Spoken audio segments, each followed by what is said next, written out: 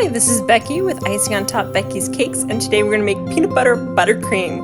We'll need 1 cup of unsalted butter and 1 cup of peanut butter at room temperature, and we're going to mix this on low until it's fully incorporated in.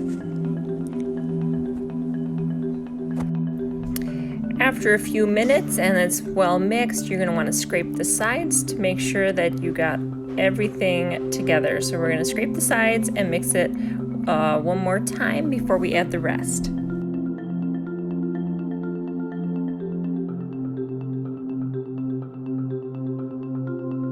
Okay, now we can add our 5 cups of confectioner sugar and 1/4 teaspoon of salt and 1/2 cup of milk. And then we're going to mix it on low until it is fully incorporated. And then we're going to scrape down the sides again and then mix it one more time.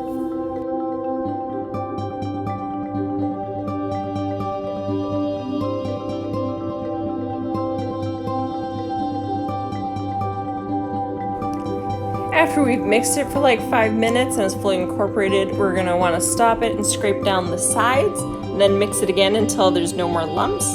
And if it's not stiff enough by the time you're done mixing it all, you can always add another 1/2 cup of powdered sugar in it so that it's stiff enough to pipe. Now my butter was a little more soft than room temperature, so I'm going to wait a little bit before I pipe this.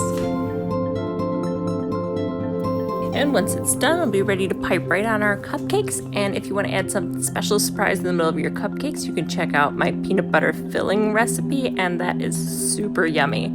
Thanks for watching.